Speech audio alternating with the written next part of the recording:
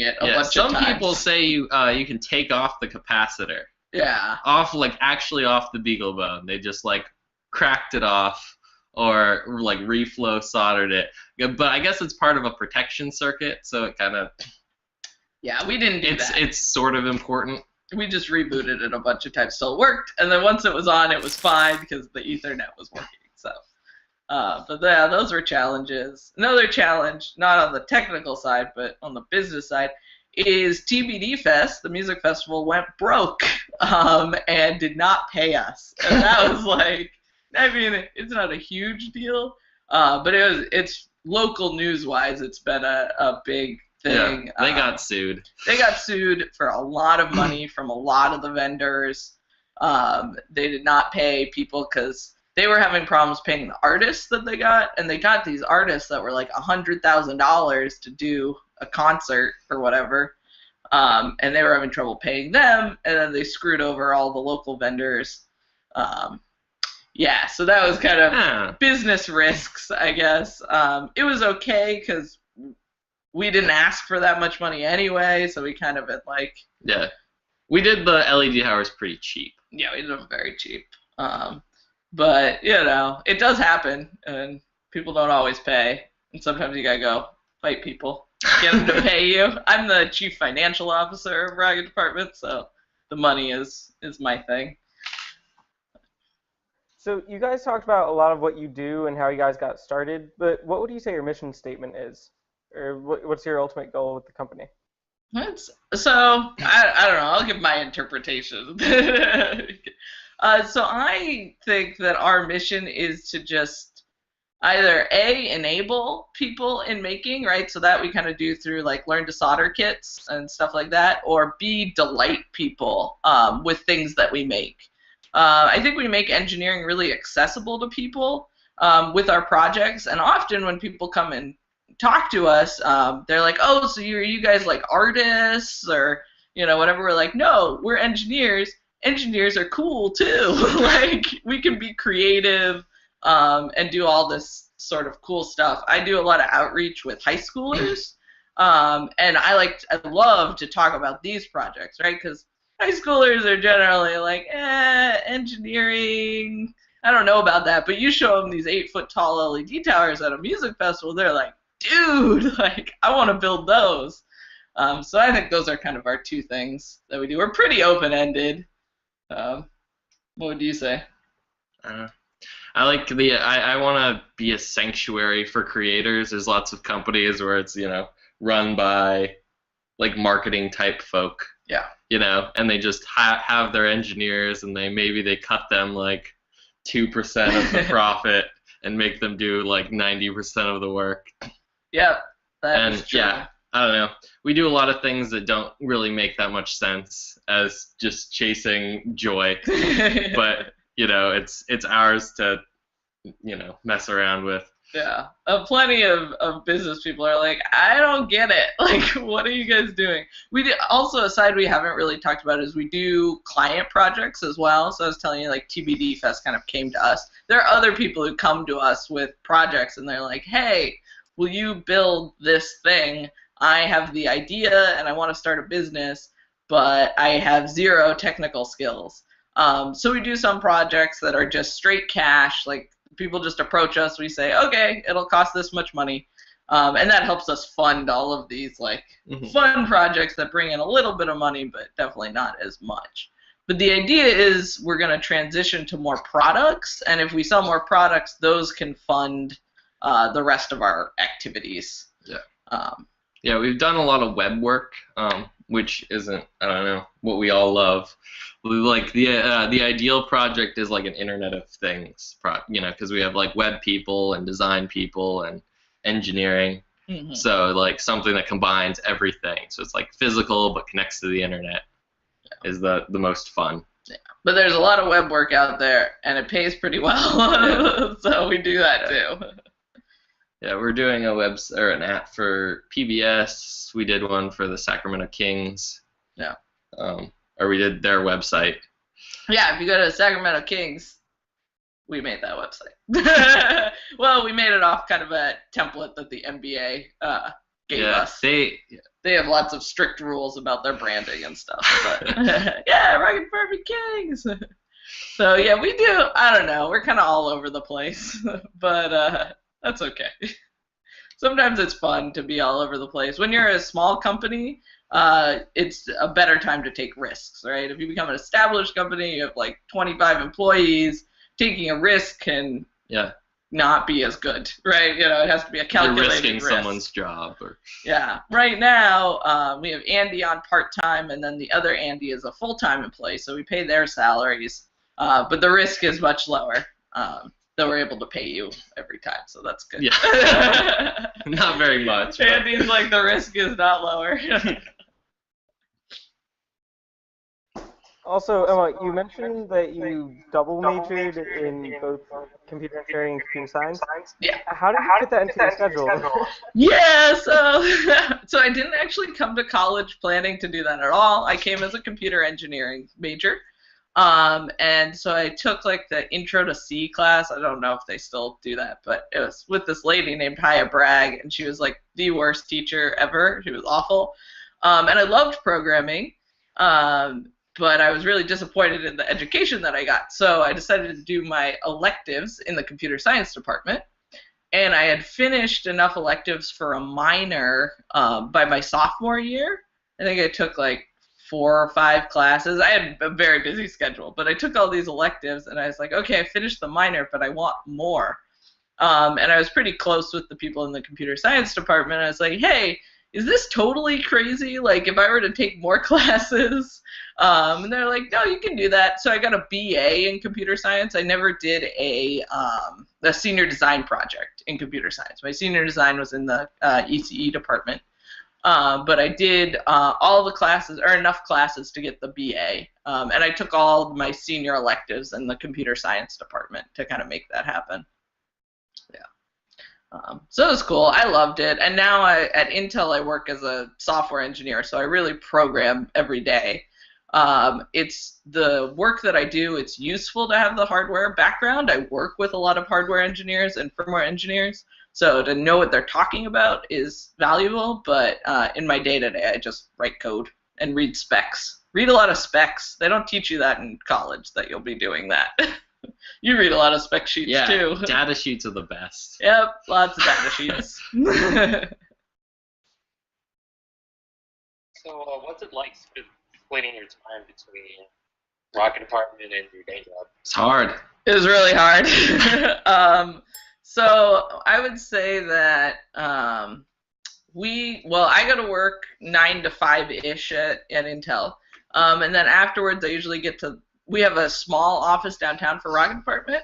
And so I get there maybe around 6 to 7, and then I'll work till about 10 o'clock at night, usually in the office. Go home, maybe get some dinner, go to bed, and then come and do it all over again. So it takes a lot of time, and then weekends we're usually working on something too. I don't think I would be able to do it if I had a lot of other responsibilities. A lot of people are like, oh, I could never do that, and they're probably right. Like, a lot of those people have kids and like other stuff. I would never be able to, have those kind of responsibilities and work the hours that I do. I was recently able to negotiate a new schedule with Intel, which was kind of awesome. I have a very cool manager, and so I'm now switching to a 4-10 schedule, which means I work Monday, Tuesday, Thursday, and Friday, but I work 10-hour days, and then I have Wednesday off. So I started that schedule in the fall, and that's been a really big help, because one of the problems we had was other people that we're working with, their full-time job is their business, right? And when I'm like, hey, let's meet at 8:30 p.m., because that's when I'm in the office, they're like, I don't get it. What are you talking about? So now I have Wednesday where I can do meetings and stuff like that. And Andy kind of has his own unique schedule, too. I go back and forth. So I think I'm, like, my schedule's supposed to be Tuesday, Thursday, I work for Rocket. Yeah. But it's like, it never ends up working that way because, sometimes my other job we're building, like, we have to rush build a bunch of, like, racetrack lights for Laguna Seca. And we were doing Daytona the other day and Moto America. I don't know. And then other times I'll have like rocket things that I'll like really need to have like Wednesday off. Yeah. So Yeah, so he works 2 days a week for Rocket, but the days are... yeah, the days always change. Yeah, it's a lot of work. It is not, like, easy. I think if I didn't love what I was doing, I would be totally dead, you know? Thankfully, I love all the people that we have our company with, so going to the office, we usually have some beers and some snacks, and we're working. So it's kind of a social event, too. Otherwise, I might go crazy. I don't know. What do you mean? What do you mean productive? I don't know. We use a lot of like organizational stuff with our group. We have something called teamwork, which is like it creates task lists and project milestones and that kind of stuff. We also use Slack as a team, which is a huge help since everybody's all over the place and not always in the office at the same time. We communicate a lot through Slack. Yeah, I don't know. I love what I'm doing, you know. Whenever I'm at Intel or somewhere else, I'm like, oh, I want to be working on my learn to solder kits. You know? Well, usually when we get on something, we just don't stop. Yeah. Yeah, like the LED towers were built. I don't know. We built them in like less than a week. Yeah. We planned them for much longer than that, like a few months. Yeah, but it was like a lot of. You know, we poured concrete bases for them, which we buried in the ground. We like, I don't know. It's just like lots and lots of little things that add up. You know, we probably soldered like so many hundreds of, like, yeah, maybe 1,000 little connections. Yeah, little hand production. It's in China, like solder. But, So both. Oh, what? Oh, sorry. Both of you guys are in Theta Tau. Did you guys meet up like after? And did you guys graduate in the same year? But like. Not the same year. I was regent for, and you were. I had her in charge of Rush. And then You're two years ahead of me. Yeah. 2 years ahead. 2011. So how did you guys meet up and start working together in California? So we actually moved out here together. We're dating. That wasn't obvious. But yeah, we started dating when we were in college, right? Yeah. And then Andy actually left and went back home for a while. And long distance really sucks for relationships if you've ever done it. And I got this job offer in California. I was like, hey, Andy, you want to move to California? Like, let's do it. And we moved out here together, so. Yeah.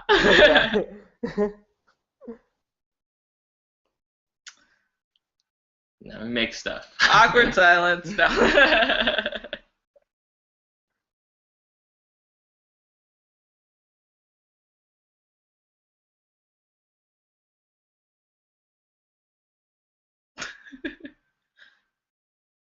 You guys don't need to be muted. We're laying down the gene makes watching Hangout and stuff, so. I can see her little chat. Oh, she has a question. Yay! Yay!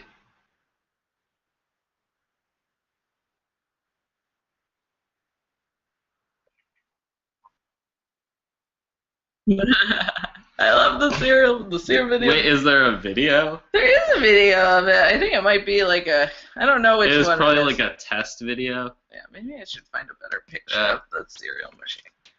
We never really got the milk working as well as it should. Milk's hard. Yeah, milk is a surprisingly tricky engineering problem.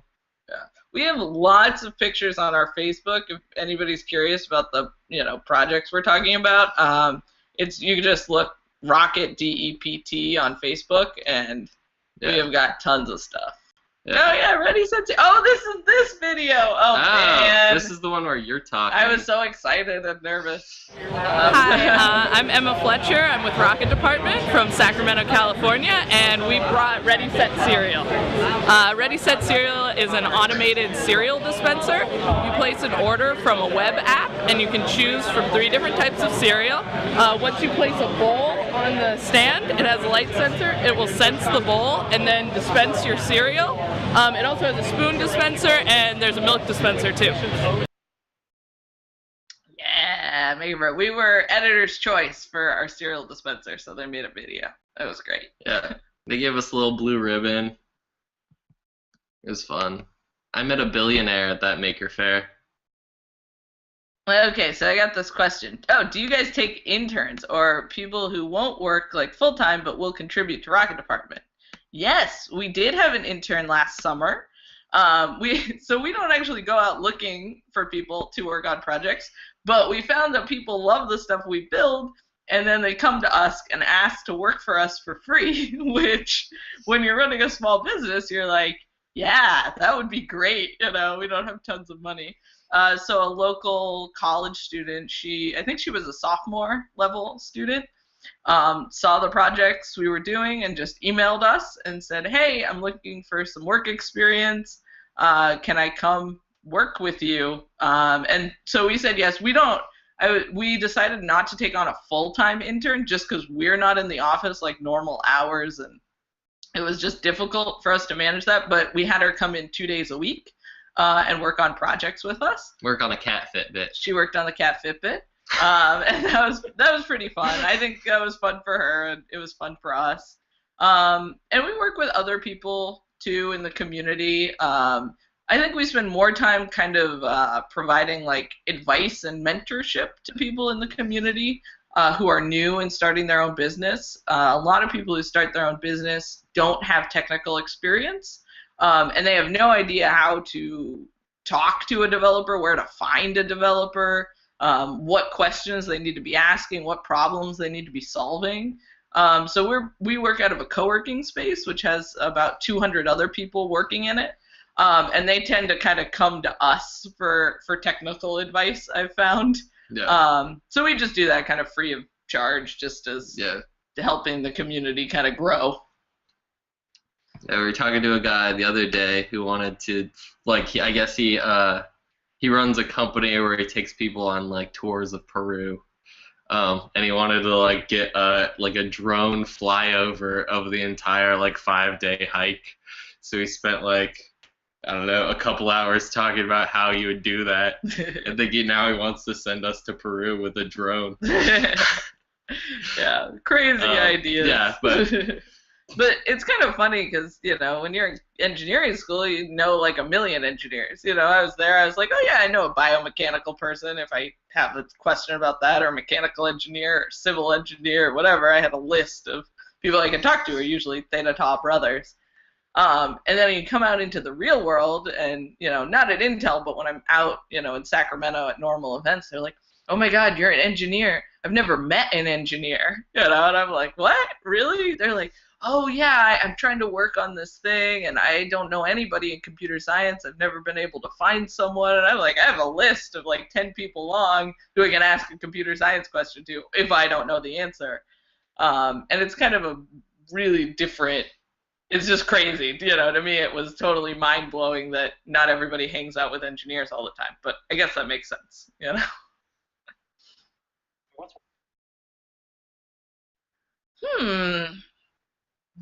Useful things that I learned in school. And I tell this to people a lot about my job, but I would say there's only 3 to 4 classes I took in college that I actually use on a day-to-day basis.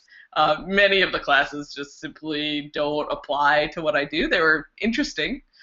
But the most useful thing I learned in school, I would say it was problem solving, the large-scale software projects that I worked on, my senior year and stuff. Those apply to my job a lot since I work on large-scale software projects for Intel. But at least when I interview people, normally what I ask them about is senior design, because that's kind of the closest you're going to get to what a job is like. I don't really write requirements at my job, thank God, because I hated that part of senior design. But a lot of times people come to me with requirements, and I need to be able to take those and create the product. So I think that's the closest thing to real world. Yeah. I don't know, technically useful. This is probably circuit theory. Yeah, circuit for both theory of is us. great. Yeah. don't not pay attention in circuit theory. Yeah, if you're at EC or mechanical, that's a useful one. Yeah. I don't know. Some of my classes are just good for talk over drinks. like I don't know, I'm not doing spaceship stuff, but like orbital mechanics, is like great for conversations. Always impress people with Yeah. that one. Talk about how we'll get to Mars. Yeah. But yeah, senior design. Don't Wow. skimp on senior design. When you have your job interview or whatever, that is what they will ask you about. Yeah. They don't really care so much about your classes unless there's a large project in it. Then they might talk about it. Talking about building stuff is useful. Yeah, hands-on stuff. I don't know. Like, so this is my personal experience. I've been interviewing a lot for my team lately at Intel. And it's just like people come and they're like, oh, I have a 3.99 GPA or whatever, and I look at their resume and I see, oh, wow, yeah, you got an A in like all of these classes. And part of when I interview someone, I give them an actual coding challenge that they need to solve in like, I don't know, like 15 to 30 minutes, and I watch them code. And some of those people are terrible, right? And it's just like, I don't care what your grades are because you're not going to be taking tests at work. But I do care how you approach a problem and if you're good at communicating it and can come up with a good answer. So we have a requirement of a 3.0 GPA, so you have to have that. But I have interviewed, and there have been plenty of times where I recommend the candidate with a 3.05 GPA versus the 3.99 GPA, because that one was just better at real-world engineering.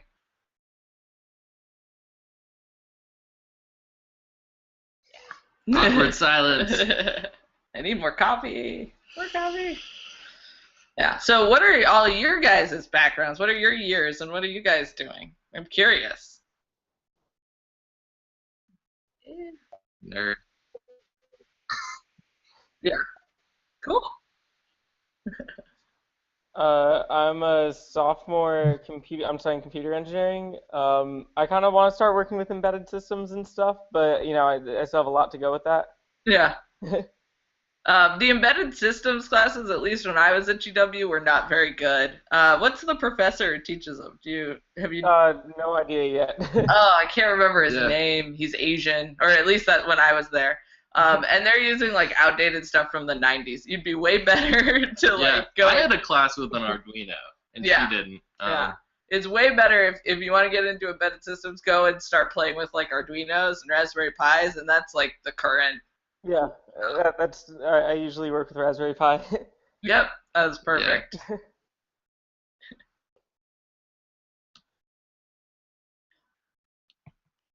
Is that Mark Nintendo? Yeah, I don't know. He said milk was a bad choice. Milk was a bad choice. Yeah. Hi, Mark. I can't see you. I wish I could see you, Mark.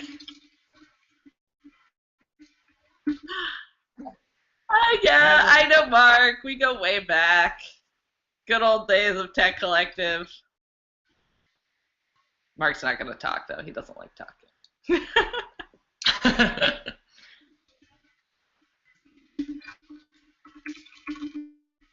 think people are typing. Let's see. Oh, yep. It still says milk was a bad choice. And then, oh, here we go. Right on my stuff. Sophomore studying biomedical engineering. Cool. That's a cool one. That's really big at GW, or at least when I was there, it's like half of the people were studying CME. Oh. Look at me! It's Brandon! Oh my God. What happened to his Dude, oh, that's my laugh. That's mine. You look like you were attacked by a dog or something, Brandon. Like, I don't know what's going on here. I got a lot going on here. What's up, Mark? We're going through majors and what we're studying. It's just Going through what? Yeah, is there a lot of you at collective and Ours our mic on? Yeah. Oh yeah, there's an echo. Yeah, I hear that. I think that's on art. Or no, sorry.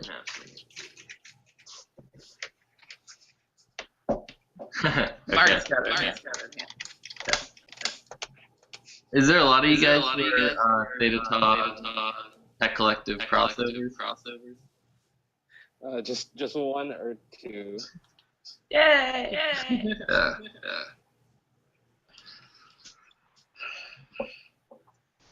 And then we have another computer science, is Benjamin. Oh, hi, yeah, that's me. And there's an echo. And a computer engineer is Cassius. Maybe I should grab my headphones. Maybe I should grab them. So this is the headphone. Excuse me. This is. I have headphones. Brandon!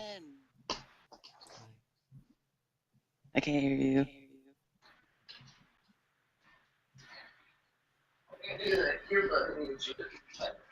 Yeah.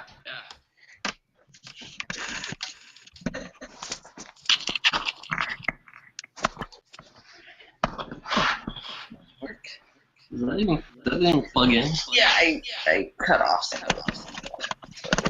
Oh. You hacked your headphone? I may have hacked my headphones. Let's try this. Oh, I think The I wrong got end, yeah. Hello? Oh, wait. Yeah. There we go. Hi. Well, We haven't really hired anyone. Yeah. So we kind of, we met all together and we decided to start the company together. So there's 5 of us. Most of us, not me really, met doing, is that Brandon's nipple? yeah. Brandon's, Inappropriate, Brandon. This is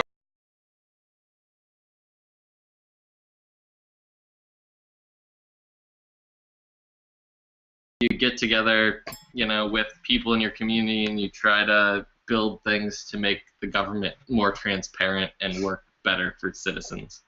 And then they did that for a while, and they won a hackathon with a conservation calculator app, and then we decided to do the serial hack.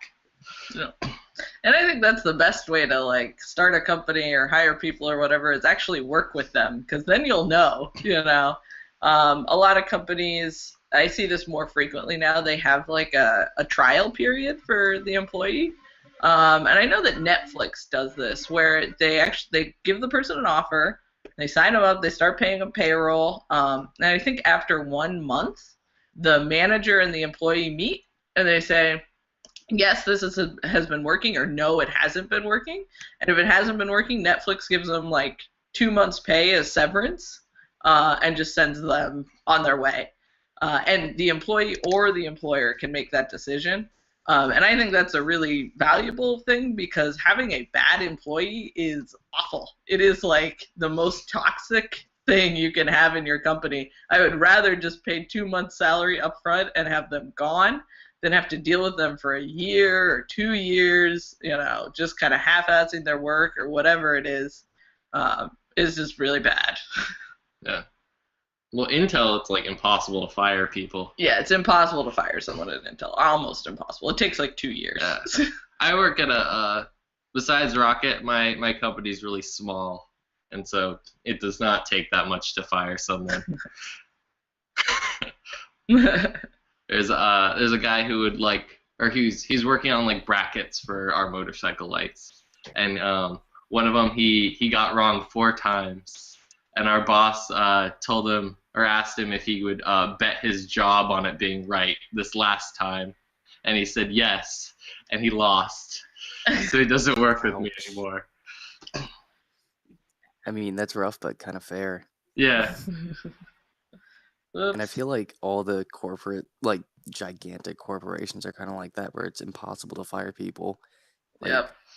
We had somebody that just did not do work. There was no deliverables for 2 years, and instead of being fired, he was just transferred teams. Yeah, that happens a lot. Well, because the company just doesn't want to deal with it. There's unemployment and lawsuit possibilities and all this stuff, and they're just okay. So at Intel, what happens is if you do a bad year, you get put on probation. You have a whole year to do nothing. To do nothing, and you could even, if you do well in that probationary year, then shape they'll up. just keep you. Yeah, and you don't even have to shape up that much. You gotta show up to your meetings and do a couple other things. So there's plenty of, dead weight that kind of floats around at big corporations, which can be super frustrating to other people who want to get shit done and have to deal with these people. Mostly they just get ignored and they just sit in their cubicles and nobody bothers them. Do you still design tests for RAM? Yeah, I still work on solid state drives. So I Okay. work on the testing infrastructure. So I write and maintain and support a like API to the solid state drive that they use for writing all the tests at Intel, which is pretty cool. That's fun. Yeah, that's awesome. I support like 500 engineers or whatever, so if they have questions, they come to me. It's not just me. I have a team of people that I work with. Well, two. But it's a small group, and we answer a lot of questions and new features and stuff. That's awesome.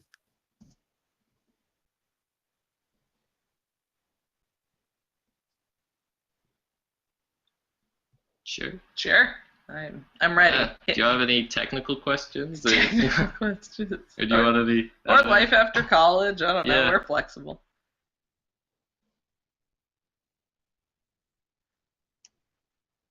No, it was awesome. It was the best. So at least for me, I got my job offer in January of my senior year. So I spent all of my fall semester interviewing for jobs. And then I got my job offer with Intel in January, and then senior year was just... Dude. Yeah, it kind of dried up. Yeah. It's Does my okay, microphone Tau gives you work now? consistent. Oh, I hear Yeah, you. yeah, we can hear. Okay, We can hear you. Brenda, is that you? Because I had my headphones in, but I like asked this in the group chat thing.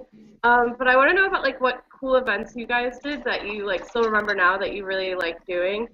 Yeah, the root beer kegger. That was like one of my favorites. So we started that when I was rush Yeah. chair. Well, we like the first time we did it. It wasn't like a rush event. It was I think Ruben and I were like cleaning up after a party, and we're just like, oh God, let's do it with root beer next time. And like that was like a crazy one. We actually got busted by like 12 UPD That officers. was fun. I think they like expected us to have like cocaine on the table because we were being so loud, and we just offered them root beer. I've heard this story a bunch of times, and I thought that it was like you guys wanted to be busted, specifically so you could open the door and be like, no, we're doing something wholesome. And, like, Yeah, we totally didn't expect that. I guess we We're pretty loud. yeah, we were in Newhall, which is like we had really good That's where I am right now. It's called Amsterdam, though. yeah, it was Amsterdam then too, but nobody cared. Oh, look at that. I lived in Newhall. Yeah, I love Newhall. Just and like it's not Shankman, it's Ivory. we had really good like neighbors, so like nobody like complained, but we got a like noise complaint from across the street. Yeah. Yeah, I remember that. So Whoops. yeah, so then they came in with lots of people. It was fun. Yeah, so Um, we made that a rush event, which was good. That was a fun rush event. I remember one year through it, we had like 120 people show up. And like, whoa! Everybody wanted the wings and the root beer. Yeah. Because we get wingos with it too. How did you like advertise to get 120 people? That's like really intense. Yeah, it was. We're So lucky if we get like 20 people at a restaurant. really? Yeah, So it was like a good quarter of the engineering school. yeah, so we did a couple things. So like one, at least at that time, I was a C-SPAN mentor, and a lot of the other brothers were too. So they told all of their freshmen about it. So that was a good way to get them. You get them early before they're even on campus. You know, the C's get away. So true, because I rushed because all of my friends were like, "Oh my God, Brandon is in Theta Tau. We need to see Theta Tau too because Brandon is so cool." Now, He looks like a shaved poodle. Yeah. when the pledges asked me like, "How'd you join Theta Tau?" I'm like, "My friends made me because they thought Brandon was cool." Like, I mean, Brandon is cool. Brandon. So. People think And you're now that cool cool now. disclaimer. We used to make fun of Brandon so much. You have no idea. Oh, Oh yeah. No, I basically left all that And behind. you've evolved into the Intentionally. cool guy. Apparently. Oh man. Believe me, like it wasn't an intentional thing. Well, that's what you have to say as the cool guy. You can't say that you put any effort into it, right? I mean, it's just you just roll out of bed Yeah, and 'cause look that would like be this. like too high effort, brah. Yeah, I think one thing that helps get a lot of people to pledge events is, so we did this. I don't know if you guys still do it, but we noticed that like a lot of times like people like will lose track of Theta Tau when they become shinies, right? Because they're like, Oh yeah. yeah, they kind of like, they're not given any like leadership positions or anything to do, and they like stop having a reason to come by because like as a pledge you're like really involved and people are making you do things, and then you end up being like bottom of the barrel and other people are involved and you just kind of ghost out. But it's so we set it up so like every pledge, like a little bit during their pledge process and after, is planning the next rush. So like they'll be in charge of like one event. Yeah. So each shiny gets an event that they're in charge of. So they're kind of like the rush chairs committee, right? So you still have the rush chair, but they have all of the pledges working with them, and they each get an event that they're kind of in charge of. They can, they usually get to kind of pick the event and do all the planning, and then they tell all their friends. Yeah, and they know the people to talk to about getting them to come to the event, and it's also something that they have that's that they have ownership of, like right off the bat in Theta Tau. Yeah, that's really good for Spring Rush too. We still do that. Like I'm the Brotherhood chair for this semester, so for this rush, I was like involved in the Brotherhood rush events, obviously, and I got assigned like a bunch of shinies to come help me. So that's pretty cool. Yeah. But like, I don't know, they didn't like bring a lot of their friends and stuff. I think it's like 4 or 5 pledges. We have like 5 pledges right now. That's a good number.